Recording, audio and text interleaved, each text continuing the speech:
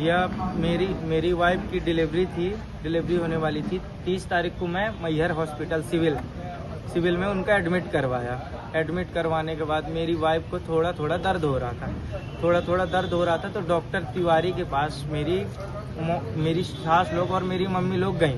वहाँ जाके उन्होंने उनको बोला कि मैम सर थोड़ा सा चेक कर लीजिए। चेक करने के बाद वो क्या हुआ कि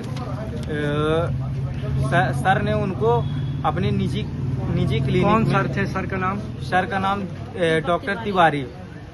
उनके निजी क्लिनिक में हेमा त्रिपाठी द्वारा ले जाया गया और उनके लिए जांच के लिए और दवाई करने के लिए ले जाया गया। वहाँ से मेरी वाइफ को ले जाया गया। यहाँ जांच हुई और वो दवाइयाँ लिखी। दवाइयाँ लेने के बाद वहाँ मैहर सिविल हॉस्पिटल में ले गए और उसको स्ट्रेचर में लिटा के उसके प्राइवेट पार्ट में दवाइयाँ डाली गई।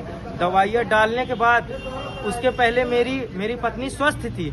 जैसे ही दवाई डाली गई उसके बाद उसको पीड़ना स्टार्ट हुई और जैसे ही उसको पीड़ना स्टार्ट हुई तो हमने बोला कि सर उसको देखिए, हमारी पत्नी को बहुत ज़्यादा तकलीफ हो रही है। तो उसके लिए उन्होंने उसके अंदर उनके प्राइवेट के अंदर हाथ डाला। हाथ डालने के बाद वो मेरी पत्नी की प्राइवेट पार्ट से ब्लड निकलने लगा। जब ब्लड निकलने लगा तो हमने थोड़ा कहा कि सर ये ब्लड वगैरह निकल रहा है, थोड़ा अच्छे से देखिएगा।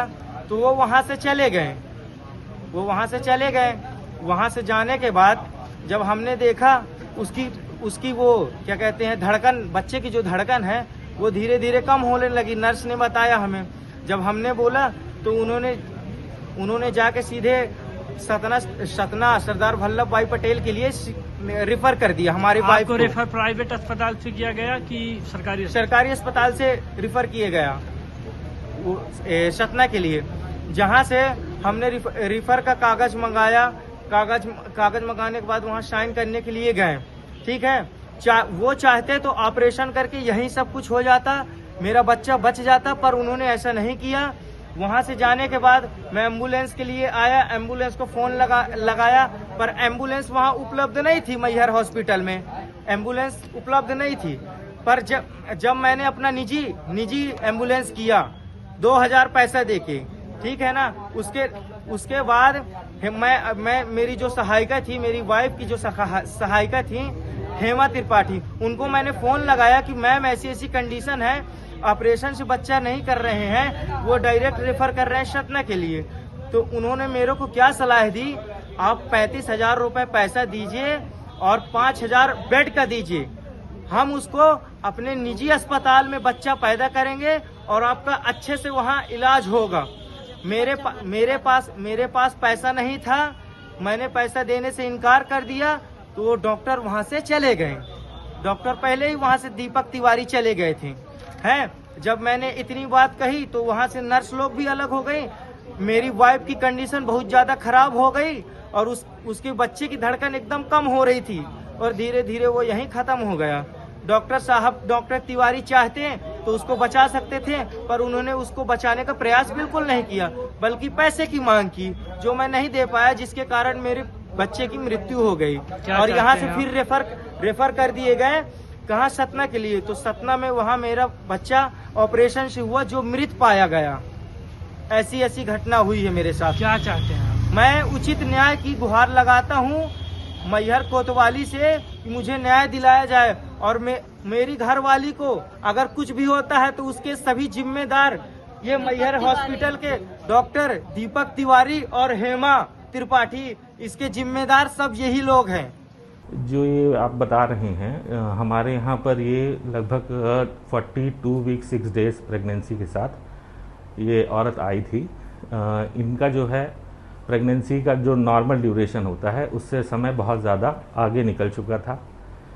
इनको जांच करने के बाद मेरे द्वारा, क्योंकि बच्चेदानी का मुंह इनका स्वयं से खुल नहीं रहा था, ना ही इन्हें दर्द आ रहे थे, तो उसके लिए हमने जो है सर्विजेल दवाई जो होती है बच्चेदानी मुंह खोलने के लिए, वो हमारे द्वारा इनको दी गई थी, ठीक है, जिससे बच्चेदानी का मुंह खुल सके।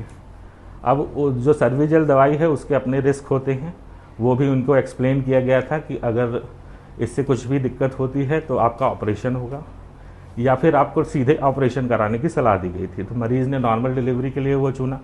तो हमने उसको सर्विजल से इंड्यूस किया। अब इसी दौरान जब मरीज़ हमारे यहाँ पर भर्ती थी सरकारी अस्पताल में, जब हमने मरीज़ के बच्चे की धड़कन देखी तो वो काफ़ी ऊपर नीचे हो रही थी, ठीक है, जिसका हमने उसको इलाज करके तत्काल उसको सतना जिला अस्पताल रेफ़र किया, जहाँ उसका ऑपरेशन के लिए हमारे द्वारा यहाँ से ही एडवाइस कर दिया गया था, क्योंकि बच्चा डिस्ट्रेस में था, मतलब बच्चे की धड़कन ऊपर नीचे हो रही थी, तो हमने उसको तुरंत सतना जिला अस्पताल रेफ़र कर दिया। आरोप है कि जो जांच हुई थी कुछ, तो आपके निजी क्लिनिक में हुई थी वो जांच? नहीं, दोनों देखिए, जांच जो मरीज़ की है, मरीज़ की जांच मैंने स्वयं सुबह यहीं की थी, और उसको दवाई डालने के लिए मैं ऑलरेडी सरकारी पर्चे में पहले से ही लिख के गया था।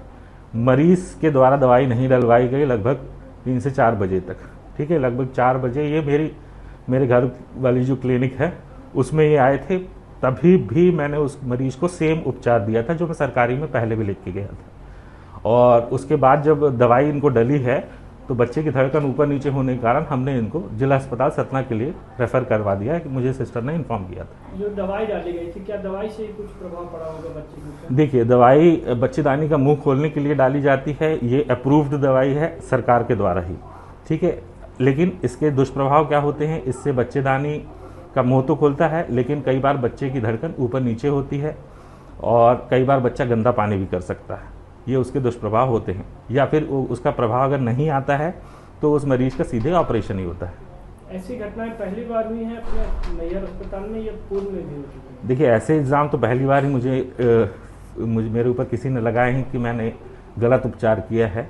बाकी जो अप्रूव्ड गाइडलाइन है उसके साथ हिसाब से ही हमारे द्वारा जो है इलाज किया गया। और जो बच्चे की इनने बताया है शायद कि बच्चे की मृत्यु हो गई है, एक्चुअली में बच्चा जो है पोस्ट डेटेड प्रेगनेंसी क्या होती है, समय से अगर ज़्यादा हो जाता है, मतलब डिलीवरी का समय जो है वो लगभग 40 सप्ताह का होता है, अगर उससे ज़्यादा समय होता है तो बच्चे की धड़कन ऊपर नीचे होना, बच्चे को पेट में लैट्रिन कर देना, पेट में बिल्कुल पानी की कमी हो जाना, ये सब बहुत कॉमन बात है। इसी कारणवश ऑपरेशन जो है इन ऐसे मरीजों का बहुत ज़्यादा होता है। फिलहाल अभी मैहर में हमारे पास ऑपरेशन की सुविधा नहीं है, क्योंकि हमारा ओटी अंडर कंस्ट्रक्शन है।